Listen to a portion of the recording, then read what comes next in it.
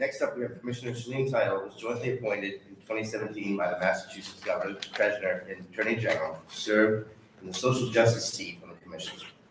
Named to the Boston Business Journal's 2018 list of the 50 most powerful people in Boston, she has won several awards for her advocacy work and her efforts to bring more women and people of color to drug policy reform in the cannabis industry. Before her appointment, she co-authored the Massachusetts marijuana legalization referendum and has consulted on state and local marijuana policy around the country. As an attorney specializing in marijuana regulations, she has provided regulatory expertise for leading marijuana consulting firms. She also served as founder of a woman-led recruiting firm and is founding board member of the Minority Cannabis Business Association, where she led the drafting of the first model bill created to give states guidance to implement a process of reinvestment and reconciliation. She previously served on the national boards of Students for Sensible Drug Policy, Marijuana Majority, the Cannabis Law and Family Alliance, and the National Lawyers Guild. Welcome to the stage, Commissioner Shaleen Title.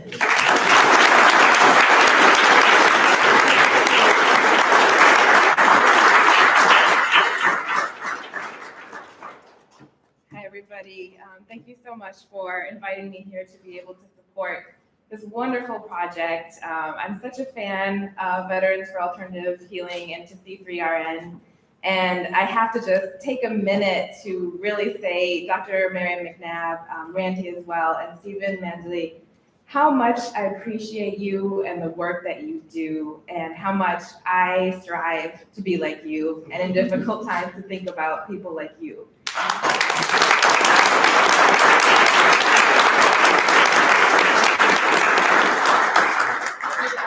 For those of you who don't know, regulatory changes on the commission level or at any regulatory agency, you can't make them whenever you want. You have to do them in these big batches. And it's a very stressful first few months where you start with doing listening sessions and hearings. Next week we have hearings on Tuesday and Wednesday. Then you draft regulations, then you take more feedback, then you finalize the regulations. So we're in the middle of that right now. I've been thinking a lot about where change comes from. I'm approaching now 15 years in this movement, starting in Illinois on medical cannabis and then working through to legalization initiatives. And these days, my primary focus tends to be on social justice and diversity and equity generally. But that absolutely includes the legal mandates that we have in the law for veterans in the industry. And we have legal mandates in the law for veterans to be able to access medical cannabis as well. So I was asked to speak today about transparency and research and those efforts towards diversity and then medical access in cannabis. So I'll talk about those, and then I think we're running a little bit behind, but if we have time, I'm happy to take some questions. So as part of the Cannabis Control Commission's mission statement, we are fully committed to transparency. And even if we didn't want to, we would have to be. We're subject to open meeting law, so I can't talk to my colleagues unless it's at an open meeting. So people will sometimes ask me, what does the commission think about this? What's the commission going to do about that? And I don't know the answer. It really happens at our meeting based on public feedback and from the feedback of organizations like this. So you can have a huge impact when you're part of a network and you are willing to have the vulnerability and the courage and the bravery that you see from the people who are on the panel today, the people who are leading this network. And I can say too, as a regulator, when I talk to people who say the same things, whether they're speaking in public or whether they're speaking to me behind closed doors in a lobbying meeting, or whether they are talking to someone who's at an event for the first time that wants to be mentored. From these organizers, I'm always hearing the same thing. It's about how do we help veterans, about how to make sure that we're doing research in a way that's fair, that's going to make Massachusetts lead the world in terms of data and in terms of really understanding the impacts of legalization. So you already may be familiar with the Commission's website where we have guidance documents. Dr. Grinspoon mentioned one of my areas of focus is trying to make sure we stick to the vision in Massachusetts that we have a diverse industry that is allowing people from all different backgrounds to have local companies that can have craft products, that can have control over their company, that are keeping profits in their communities and reinvesting them. So our guidance documents explain how exactly we will do that and what limitations and regulations all of our applicants and licensees and businesses in Massachusetts are subject to. You can also read the minutes from our meetings so that you can tailor your feedback to what we're working on.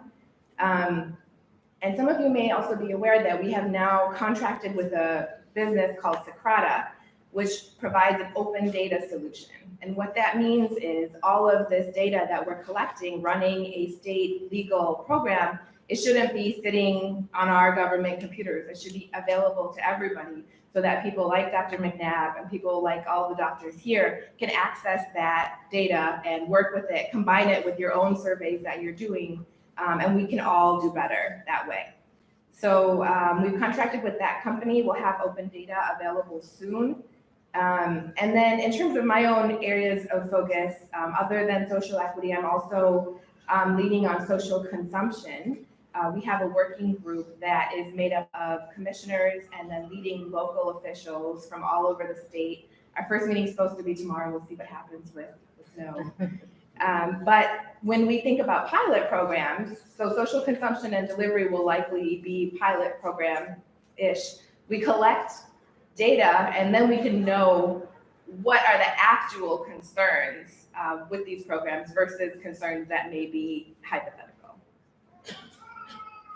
So efforts towards diversity generally. So currently the commission has approved 118 provisional licenses.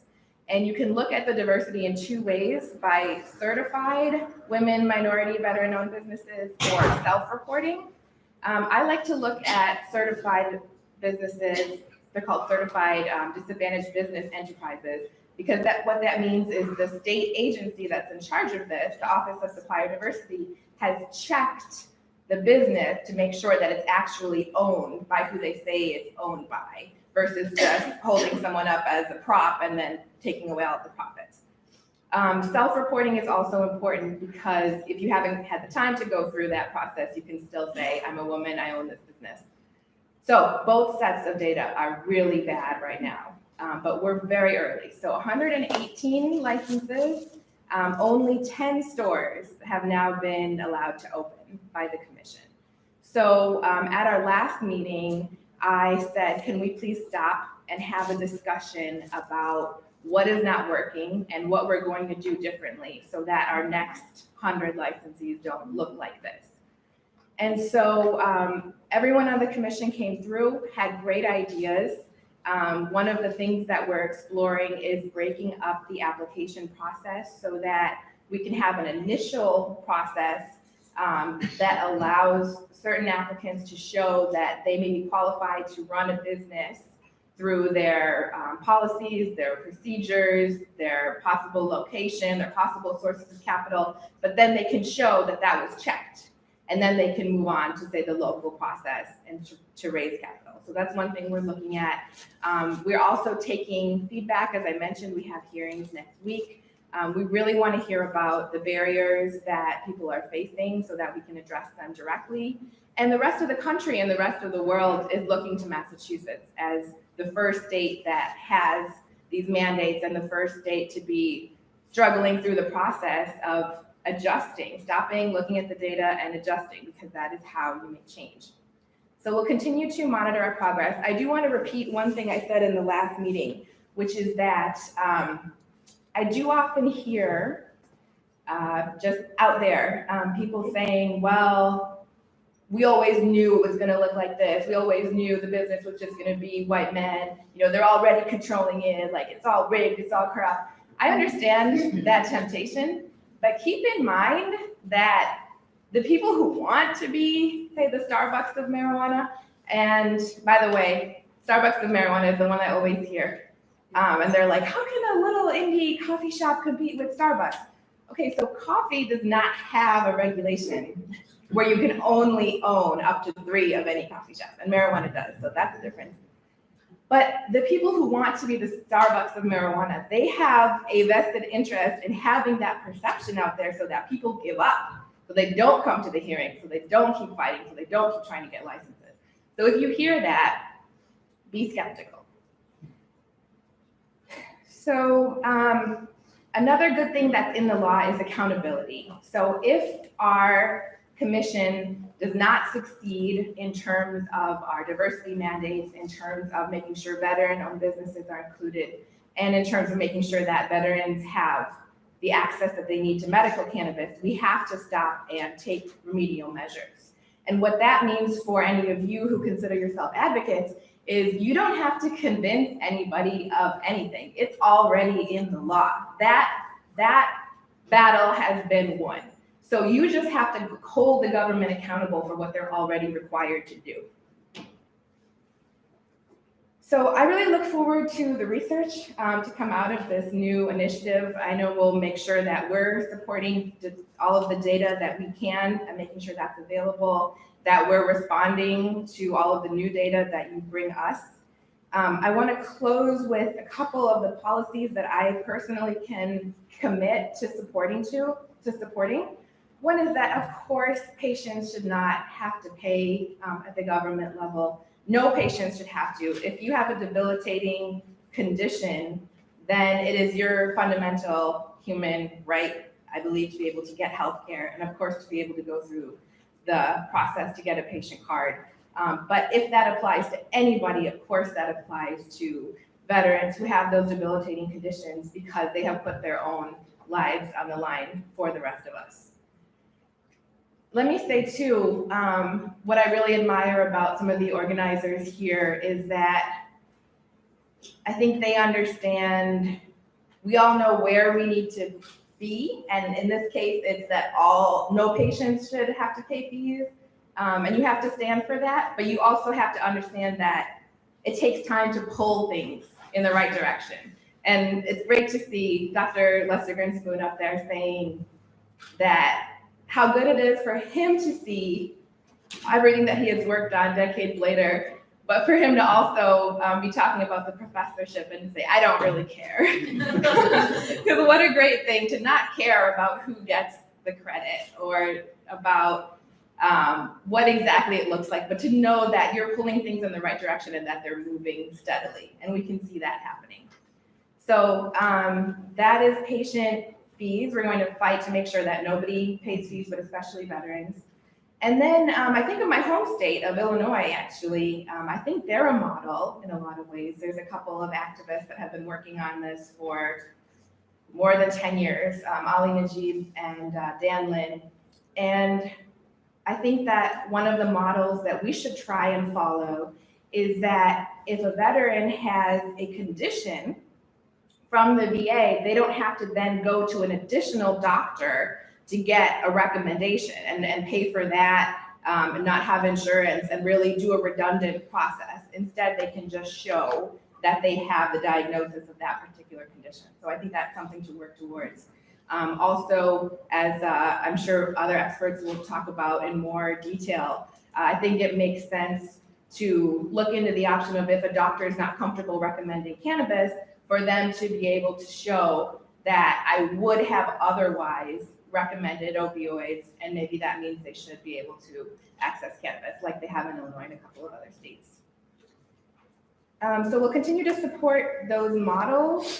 We'll continue to advocate for, of course, changes at the federal level, fee discounts or waivers for veterans who register as qualifying patients in Massachusetts, and discount programs, which most dispensaries have. We're going to make sure that they continue to have that. And I thank you. I see everyone here as a partner. I want to thank you for your initiative and putting this together and for being here. This is absolutely where change comes from. And congratulations for all of your work getting us here and in the progress we'll soon see. Thank you.